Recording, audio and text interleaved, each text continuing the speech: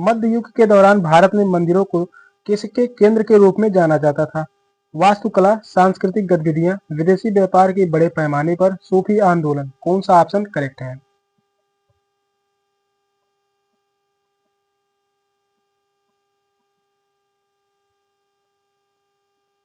Question जो है important है। क्वेश्चन कह रहा है मध्य युग के दौरान भारत में मंदिरों को किसके केंद्र के रूप में जाना जाता था? यह जाना जाता था सांस्कृतिक गतिविधियां। सेकंड ऑप्शन करेक्ट है, सांस्कृतिक गतिविधियां। भारत के मध्यकाल के दौरान मंदिर को सांस्कृतिक कार्यकलापों का केंद्र माना जाता था और वहां शास्त्रीय नृत्य का प्रदर्शन होता था। यहाँ पर जो है शास्त्रीय नृत्य का प्रदर्शन होता था। शास्त्रीय नृत्य का प्रदर्शन होता था। सेकंड ऑप्शन करेक्ट है। नेक्स्ट क्वेश्चन है, बंगाल में उन व्यक्तियों अथवा समूह द्वारा मंदिरों एवं अन्य धार्मिक भवनों का निर्माण करवाया गया जो शक्तिशाली बने रहे, यह सुनिश्चित करने के लिए कि उन्हें अच्छा कार्य किया है। समाज ने अद्भुत वास्तुकला का प्रदर्शन करने के लिए आसपास के परिवेश में मूल्य संवर्धन करना चाहते थे। फोर्थ ऑप्शन कह रहा है, अपने ताकत का प्रदर्शन, अपना सामर्थ्य, धन संपदा, ईश्वर तथा धर्म प्रणयता घोषित करने तथा अनुयायी बनने के लिए। कौन सा ऑप्शन करेक्ट है?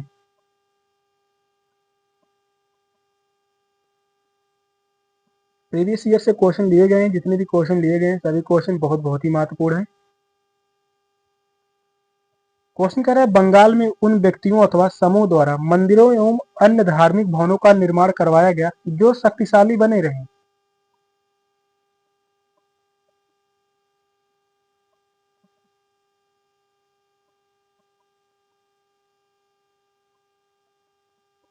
अपनी ताकत का प्रदर्शन, अपना सामर्थ्य, धन संपदा, ईश्वर तथा धर्म परायणता घोषित करने तथा अनुयायी बनने के लिए। फोर्थ ऑप्शन करेक्ट है। बंगाल में व्यक्तियों या समूहों द्वारा प्राय मंदिरों या अन्य धार्मिक भवनों का निर्माण अपनी शक्ति, धर्मनिष्ठा एवं अनुयायियों का विश्वास अर्जित करने के लिए किया जाता था। फोर्थ ऑप्शन करेक्ट है। नेक्स्ट क्वेश्चन है, संरचना व कार्य की एक ऐसी प्रणाली जिसमें पुरुष स्त्रियों का शोषण करके प्रभुत्व कायम करना चाहते हैं, क्या कहलाती है?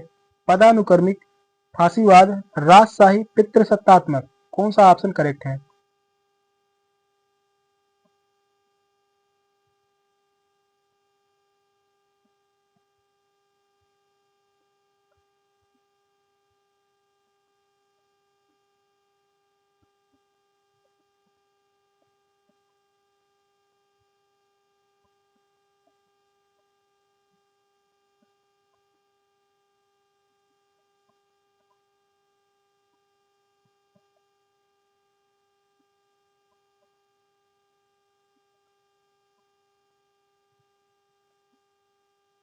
संरचना व कार्य की एक ऐसी प्रणाली जिसमें पुरुष स्त्रियों का शोषण करके प्रभुत्व कायम करना चाहते हैं, वह क्या कहलाती है? पितृसत्तात्मक। फोर्थ ऑप्शन करेक्ट है, पितृसत्तात्मक। यह एक ऐसा व्यवस्था जिसके स्वरूप जिसमें पुरुष का वर्चस्व हो और महिलाओं को सताता व शोषण करता हो, तो वह पितृसत्तात्मक समाज या पुरुष प्रधान समाज कहलाता है। पितृसत्तात्मक प्रणाली का शाब्दिक अर्थ होता है पिता का शासन। इसका शाब्दिक अर्थ होगा पिता का शासन। फोर्थ ऑप्शन करेक्ट है, पितृसत्तात्मक। नेक्स्ट क्वेश्चन है, निम्नलिखित में से कौन सा कथन सामाजिक विज्ञापन का उद्देश्य करना नहीं है? लोगों को दृष्टिकोण व व्यवहार में परिवर्तित करना क्योंकि व्यक्ति अन्य व्यक्तियों को प्रभावित करते हैं। सेकंड ऑप्शन है सामाजिक समूह व सामाजिक तंत्र के लक्ष्य को बनाना। थर्ड ऑप्शन है व्यक्तिगत व्यवसायिक लाभ के लिए सामाजिक तंत्र जाल वाली साइटों पर उत्पाद का विज्ञापन देना। फोर्थ ऑप्शन है जनसाधारण के सदस्यों को ऐच्छिक सामाजिक गतिविधियों में व्यस्त रहने हेतु अप्रेरित करना। कौन सा ऑप्शन करेक्ट होगा?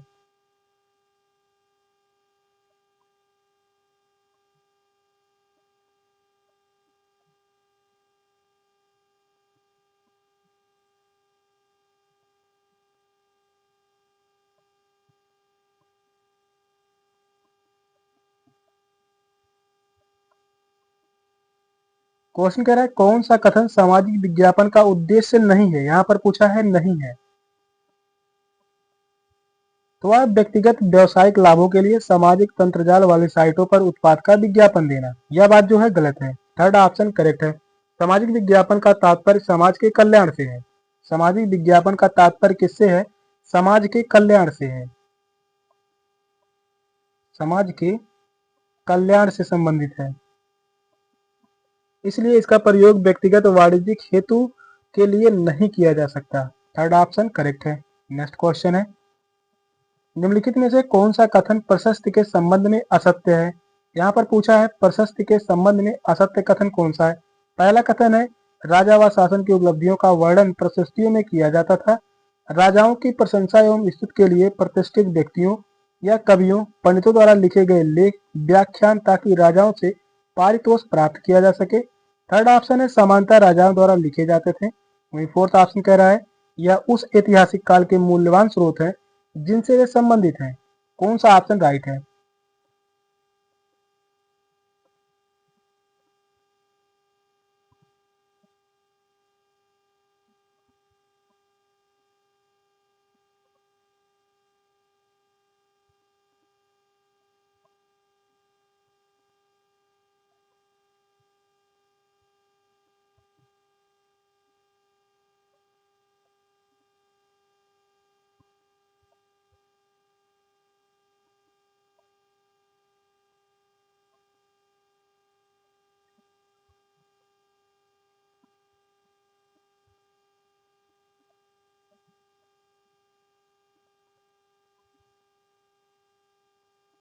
कौन सा कथन प्रशस्ति के संबंध में असत्य है?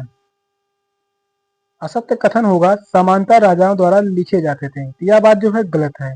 प्रशस्ति राजाओं द्वारा नहीं लिखे जाते थे। विद्वानों द्वारा राजाओं की प्रशंसा में प्रशस्ति लिखे जाते थे और इन्हें कभी भी राजाओं द्वारा नहीं लिखा जाता था। प्रशस्ति संस्कृत भाषा का एक शब्द है जिसका अर्थ होता है प्रशंसा के लिए। प्रशस्ति का अर्थ जो होता है प्रशंसा के लिए, प्रशंसा के लिए। यहाँ पर पहला ऑप्शन जो है राइट होगा। पूछा है असत्य कथन, तो वह है थर्ड ऑप्शन जो कि इसी कार्ड या करेक्ट है। राजा व शासन की उपलब्धियों का वर्णन प्रशस्तियों में किया जाता था। यह बात सही है। राजाओं की प्रशंसा एवं स्तुति के लिए प्रतिष्ठित व्यक्तियों, कवियों, पंडितों द्वारा लिखे गए लेख, व्याख्यान ताकि राजाओं से पारितोष प्राप्त किया जा सके। यह भी सही होगा और यह उस ऐतिहासिक काल के मूल्यवान स्रोत हैं जिनसे वे संबंधित हैं। यह भी सही है।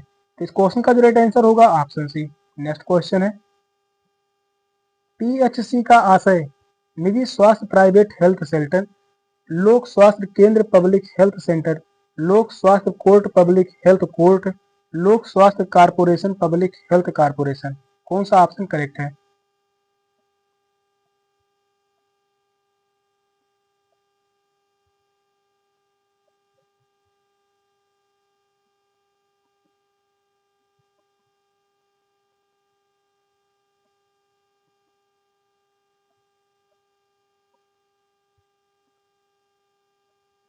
पीएचसी का आशय क्या है? इसका फुल फॉर्म पूछा है तो वह होगा लोक स्वास्थ्य court public health court. Third option correct है, लोक स्वास्थ्य court public health court. PSC का आशय जो होगा लोक स्वास्थ्य केंद्र है। यह ग्रामीण क्षेत्रों में स्वास्थ्य सेवा का प्रबंध कराती है, जैसे कि जिला स्तर पर जिला अस्पताल और बड़े शहरों में सरकारी अस्पताल मुफ्त स्वास्थ्य सेवाएं उपलब्ध कराती हैं। थर्ड ऑप्शन करेक्ट है। नेक्स्ट क्वेश्चन है, निम्नलिखित में से कौन सी प्राथमिक आर्थिक गतिविधि नहीं है? खनन, कृषि, व्यापार या मछली पालन। कौन सा ऑप्शन राइट है?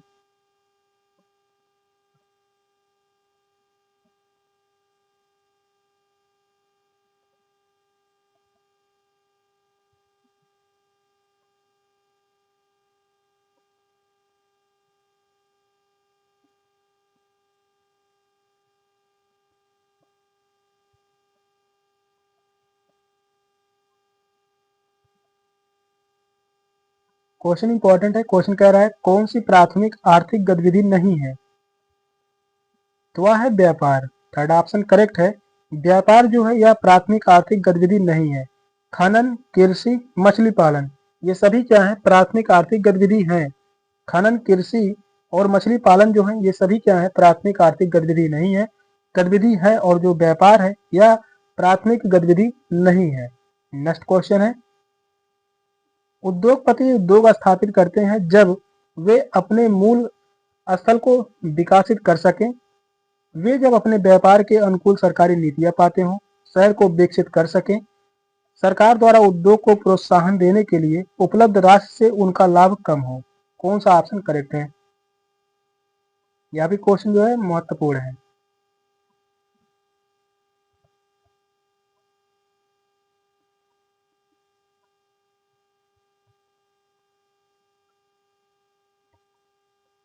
क्वेश्चन कह रहा है उद्योगपति उद्योग स्थापित करते हैं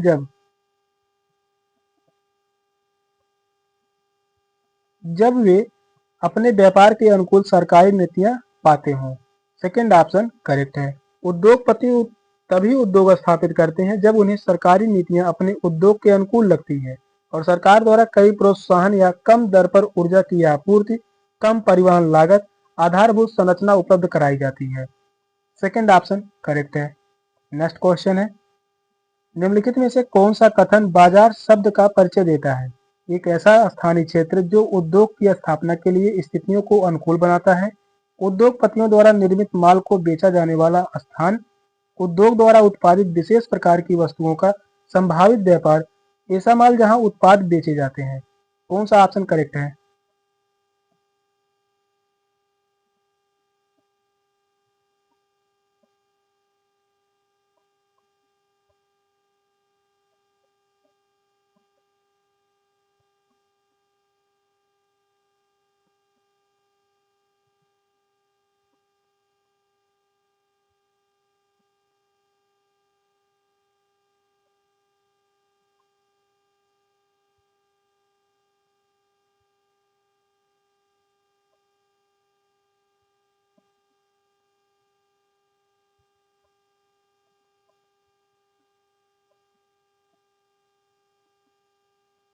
कौन सा कथन बाजार शब्द का परिचय देता है? तो वह है उद्योग द्वारा उत्पादित विशेष प्रकार की वस्तुओं का संभावित व्यापार। थर्ड ऑप्शन करेक्ट है। बाजार शब्द का अर्थ है उद्योग द्वारा उत्पादित माल के लिए एक विशेष प्रकार का संभावित व्यापारिक केंद्र और एक बाजार का भौगोलिक भिन्न भिन्न क्षेत्रों में हो सकता है। थर्ड ऑप्शन करेक्ट है। नेक्स्ट क्वेश्चन है, 4 अलग अलग शिक्षिकाओं के द्वारा औद्योगिकरण विषय पढ़ाने के लिए निम्नलिखित उपागमों में से कौन सा शैक्षिक उपागम सबसे उचित है? पहला ऑप्शन है, एक शिक्षिका यह विश्वास करती है कि उसके औद्योगिकरण की पूरी प्रक्रिया को विस्तार में समझाना चाहिए और कक्षा में प्रचुर मात्रा में सामान लाना चाहिए। सेकंड ऑप्शन है, शिक्षिका कक्षा को चुपचाप पूरा पाठ पढ़ाने के लिए और यदि उन्हें कुछ समझ नहीं आया तो प्रश्न पूछने के लिए कहती है। वहीं थर्ड ऑप्शन कह रहा है, शिक्षिका पाठ्यपुस्तक की समयातीत महत्व में विश्वास करती है और वह प्रत्येक शब्द की व्याख्या करते हुए तथा विद्यार्थियों से बोध प्रश्न पूछते हुए पढ़ाती है। फोर्थ ऑप्शन है, शिक्षिका शिक्षा शास्त्र हेतु बहु उपागमों से परिचित है और वह अवधारणाओं को प्रदर्शित करने के लिए नजदीकी क्षेत्र के उद्योग का भ्रमण कराने योजना बनाती है और मुद्दे पर चर्चा तथा वाद विवाद कराती है। बाद में वह पूर्ण रूप से निष्कर्ष निकालती है। कौन सा ऑप्शन करेक्ट होगा? क्वेश्चन में बहुत लंबा है, बताइए कौन सा ऑप्शन करेक्ट होगा। सेट के एग्जाम में इस प्रकार से क्वेश्चन बहुत ज्यादा मात्रा में पूछे जाते हैं, बड़े बड़े क्वेश्चन होते हैं। क्वेश्चन जो है इंपॉर्टेंट है, तो ध्यान पूर्वक पढ़िए, बताइए कौन सा ऑप्शन करेक्ट होगा।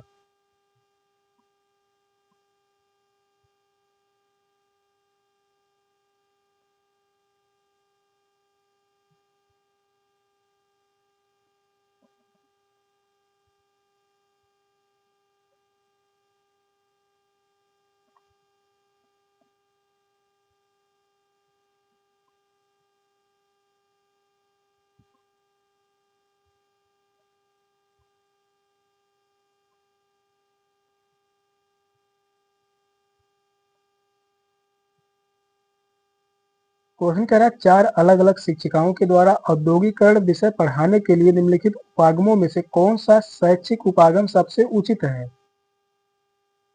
तो वह शिक्षिका शिक्षा शास्त्र के बहु उपागमों से परिचित है और वह अवधारणाओं को प्रदर्शन करने के लिए नजदीकी क्षेत्र के उद्योग का भ्रमण कराने की योजना बनाती है और मुद्दों पर चर्चा तथा वाद विवाद कराती है। बाद में वह पूर्ण रूप से निष्कर्ष निकालती है। यही ऑप्शन करेक्ट होगा। फोर्थ ऑप्शन करेक्ट है। नेक्स्ट क्वेश्चन है, प्राचीन हस्तलिपि के संदर्भ में निम्नलिखित में से कौन सा कथन सही नहीं है? कुछ हस्तलिपियां पत्रों एवं धातुओं के शिलालेखों पर लिखी गई थी, प्रायः ताड़पत्रियों पर लिखी हुई थी। वे जिन काल को प्रदर्शित करती हैं उस काल का मुख्य स्रोत है। पहले हस्तलिखित थी, उन्हें मुद्रित बाद में किया गया था। कौन सा ऑप्शन राइट है?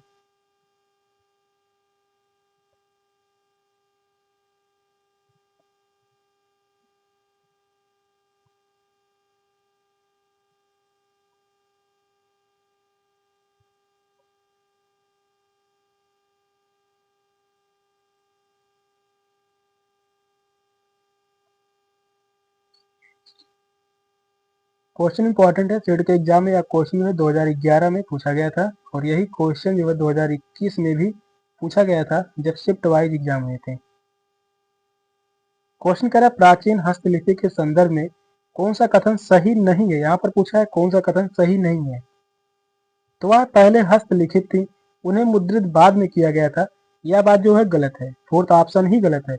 कुछ हस्तलिपियां पत्थरों एवं धातुओं के शिलालेखों पर लिखी गई थी, यह बात सही है। प्रायः ताड़पत्रियां पर लिखी गई हुई थी, यह भी सही होगा। वे जिन काल को प्रदर्शित करती हैं उस काल का मुख्य स्रोत है, यह भी ऑप्शन करेक्ट होगा। प्राचीन समय में पांडुलिपियां प्रायः ताड़पत्रों के पत्तों पर लिखी जाती थी और यह पत्थरों एवं धातु पर उकेरी जाती थी। ये उस अवधि को प्रतिबिंबित करने वाले प्राथमिक स्रोत हैं और उन्हें कभी भी मुद्रित नहीं किया गया था। यहाँ पर जो कह रहा है मुद्रित बाद में किया गया था, तो इन्हें मुद्रित कभी किया ही नहीं गया था। फोर्थ ऑप्शन करेक्ट होगा क्योंकि यही गलत है। नेक्स्ट क्वेश्चन है, 19वीं सदी के मध्य में ब्रिटिश इतिहासकारों ने भारत के इतिहास को 3 कालों में विभाजित किया, हिंदू, मुस्लिम, ब्रिटिश भारत। इस विभाजन का आधार क्या था? यह सुविधाजनक व याद रखने वाला था। यह उस विचार पर आधारित है जिसमें शासकों का धर्म एक महत्वपूर्ण ऐतिहासिक बदलाव था। इंग्लैंड का इतिहास भी इसी तरीके से लिया गया। ब्रिटिश यह सोचते हैं कि इतिहास के संदर्भ में वे अधिक विद्वान हैं, इस कारणवश उन्होंने भारत के इतिहास का विभाजन इस प्रकार किया। कौन सा ऑप्शन करेक्ट है?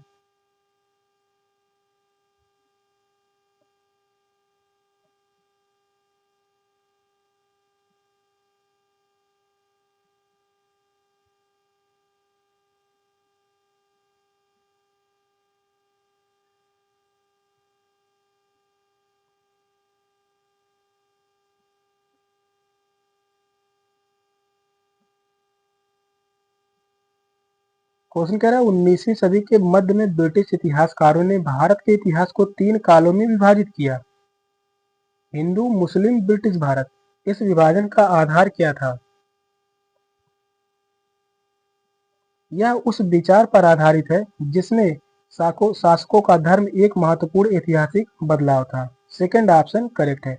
19वीं सदी के मध्यकाल में भारतीय इतिहास को विविध धर्म के राजाओं के राज करने की अवधि के आधार पर विभाजित किया गया और एक इतिहासकार जेम्स मिल ने भारतीय इतिहास को 3 खंडों यानी हिंदू, मुस्लिम तथा ब्रिटिश राज में विभाजन किया था। सेकंड ऑप्शन करेक्ट है। नेक्स्ट क्वेश्चन है, निम्नलिखित का मिलान करते हुए उपयुक्त विकल्प को चुनिए। एक तरफ दिया गया कृषि, फूलों की खेती, मछली पालन, द्राक्षा खेती। दूसरे कॉलम में दिया गया अंगूरों की खेती, फसल उगाना तथा खेती करना, फूल फल सब्जियों की खेती, मछली पालन। यहाँ पर चारों ऑप्शन दिए गए हैं, किस ऑप्शन में सही मिलान किया गया है वही बताना है। बताइए कौन सा ऑप्शन करेक्ट होगा?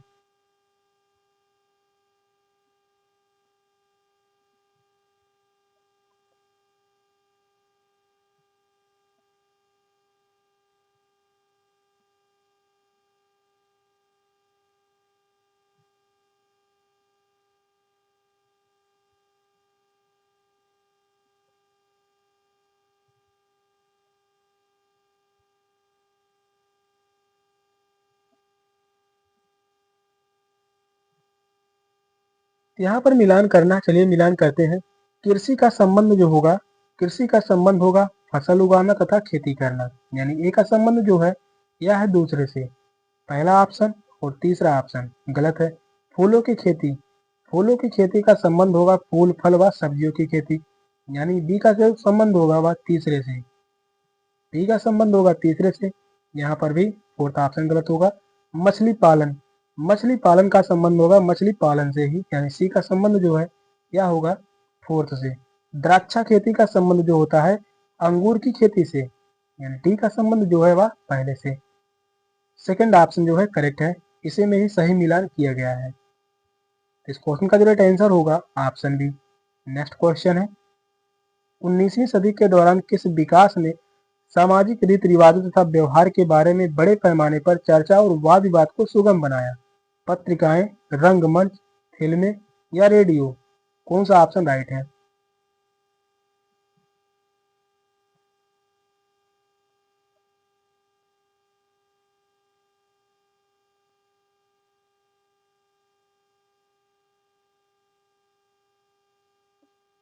क्वेश्चन में बहुत ही इंपॉर्टेंट है।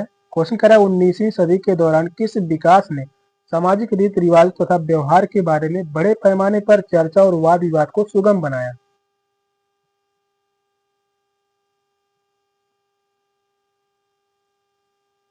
तो वह है पत्रिकाएं। फर्स्ट ऑप्शन करेक्ट है, पत्रिकाएं। 19वीं सदी में पत्रिकाओं द्वारा बड़े पैमाने पर सामाजिक रीति रिवाजों व प्रचलित नियमों के बारे में परिचर्चा व वाद विवाद करवाया जाता था और टाइम पत्रिका अभी भी विश्व की सबसे बड़ी साप्ताहिक पत्रिका मानी जाती है। कौन सी पत्रिका है? तो वह है टाइम पत्रिका। टाइम पत्रिका विश्व की सबसे बड़ी साप्ताहिक पत्रिका है। विश्व की सबसे बड़ी साप्ताहिक पत्रिका है। साप्ताहिक पत्रिका मानी जाती है टाइम पत्रिका। फर्स्ट ऑप्शन करेक्ट है, पत्रिकाएं।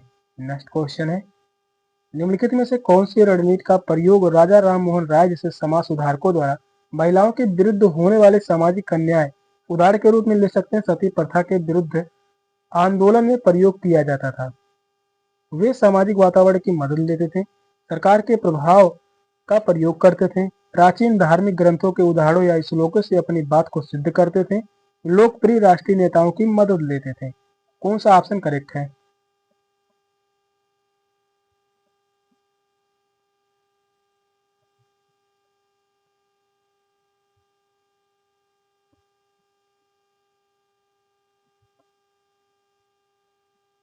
यह भी क्वेश्चन जो है बहुत ही इंपॉर्टेंट है। यह क्वेश्चन जो है पूछा गया था 2016 में और 2022 में भी यही क्वेश्चन पूछा गया था, 2014 में भी यह क्वेश्चन पूछा गया है। क्वेश्चन कह रहा है निम्नलिखित में से कौन सी रणनीति का प्रयोग राजा राममोहन राय जैसे समाज सुधारकों द्वारा महिलाओं के विरुद्ध होने वाले सामाजिक अन्याय जैसे सती प्रथा के विरुद्ध आंदोलन में प्रयोग किया जाता था? तो वह प्रयोग करते थे प्राचीन धार्मिक ग्रंथों के उदाहरणों या श्लोकों से अपनी बात को सिद्ध करते थे। थर्ड ऑप्शन करेक्ट है, राजा राम मोहन राय जैसे समाज सुधारकों ने उस समय महिलाओं के प्रति अन्याय करने वाली प्रचलित प्रथाओं जैसे सती प्रथा के विरोध में प्राचीन धार्मिक पुस्तकों व शास्त्रों के श्लोकों एवं वाक्यों का उपयोग किया तथा इससे अपने दृष्टि को उचित ठहराया और उनके बाद के कई समाज सुधारकों ने इस रणनीति को अपनाया। 1829 में सती प्रथा को प्रतिबंधित कर भी दिया। सती प्रथा का अंत कब हुआ था? तो 1829 में। थर्ड ऑप्शन करेक्ट है। सेशन का लास्ट क्वेश्चन था। क्वेश्चन कैसे लगे कमेंट में जरूर बताइएगा। चैनल पर नए हैं, चैनल को सब्सक्राइब कर लीजिए। मिलते हैं अगली क्लास में, तब तक के लिए बाय बाय, टेक केयर, जय हिंद।